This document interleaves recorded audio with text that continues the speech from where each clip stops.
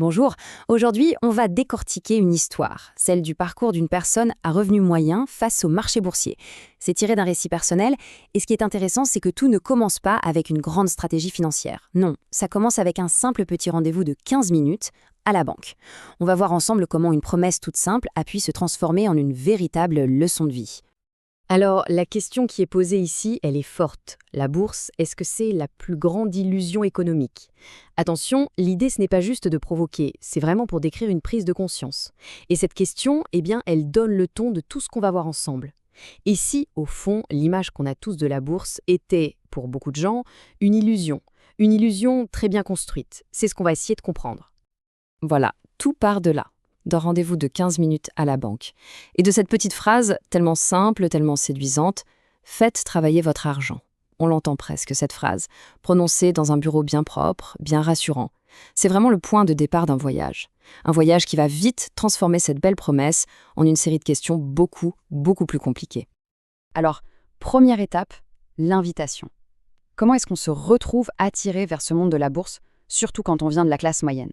Eh bien, cette invitation, elle ne vient pas seule. Elle prend plusieurs formes, et franchement, elles sont toutes plus séduisantes les unes que les autres. On la connaît tous, cette image, non? Les publicités qui vendent une vie de rêve. Le couple sur la plage, l'ordinateur portable. Investissez, vivez libre. On ne vend pas un produit financier, on vend un ticket de sortie, une échappatoire, la promesse d'être enfin libre, loin du métro boulot dodo, loin des emails qui tombent à n'importe quelle heure. Et puis, bien sûr, il y a l'entourage. L'ami qui sort son téléphone comme si c'était un trophée. Regarde, plus 12% ce mois-ci. Et quand on ose poser la question qui fâche, ouais mais, et si ça baisse? La réponse tombe comme une évidence, une formule magique. T'inquiète, ça remonte toujours. C'est simple, c'est efficace, et d'un coup, être prudent, ça devient presque un défaut. Et pour finir, l'argument ultime, la banque. Le conseiller financier qui sort le fameux graphique. Une seule ligne, une belle courbe, toute propre, qui ne fait que monter, monter, monter sur 20 ans. C'est super visuel, c'est terriblement puissant. Le message est limpide.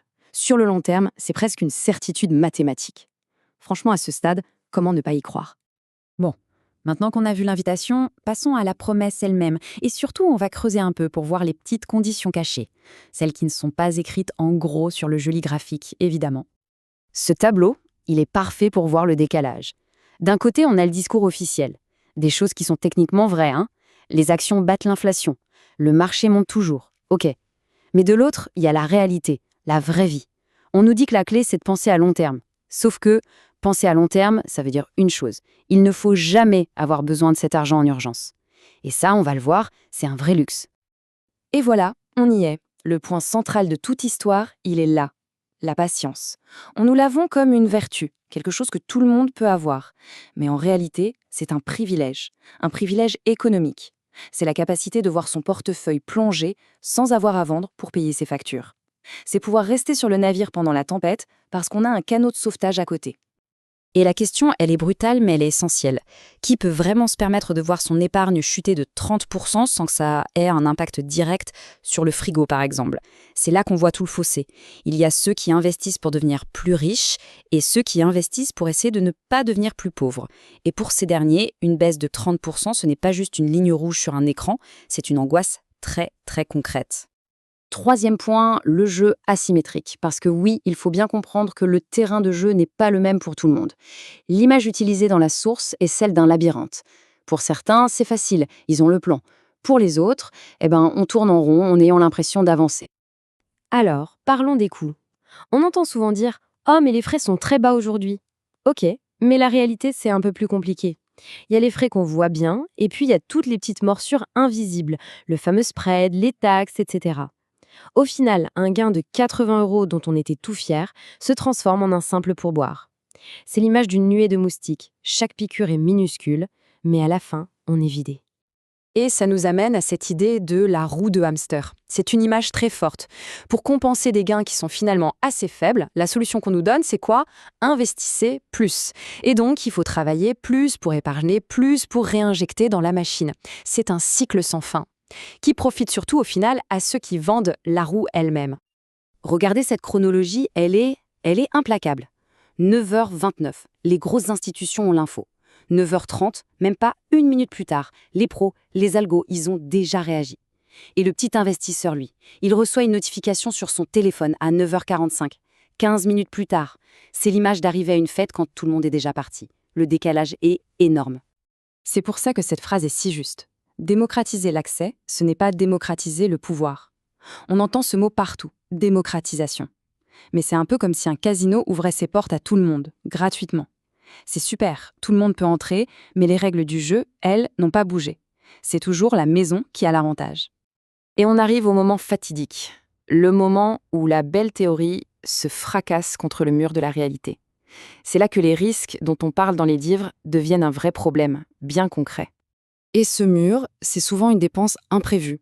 Un truc banal, hein, la voiture qui tombe en panne, une facture médicale, bref, la vie quoi. Le genre de chose qui met un budget à rude épreuve et qui demande du cash, tout de suite. Et c'est là que tout le beau discours sur la patience et le long terme commence sérieusement à vaciller. Et comme par hasard, ça arrive toujours au mauvais moment.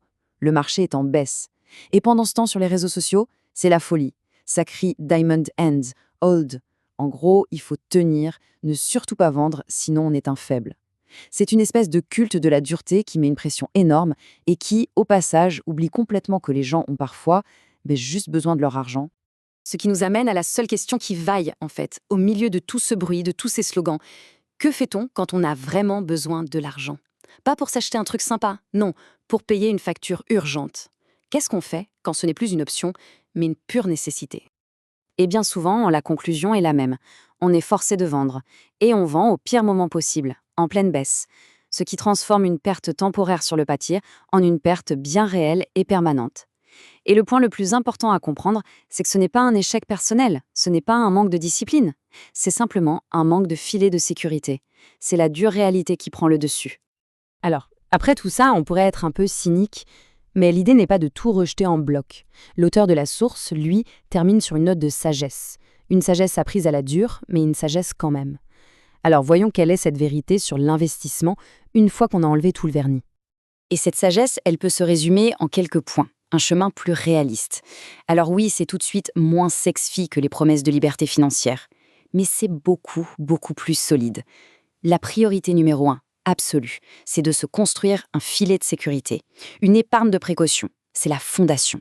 Sans ça, tout le reste risque de s'écrouler à la première secousse. L'investissement, ça devient alors un outil parmi d'autres, pas une solution miracle. Finalement, voilà ce qu'on aurait dû entendre, dès le début, dans ce fameux rendez-vous à la banque. Des vérités simples, mais cruciales. Que le long terme, c'est un privilège.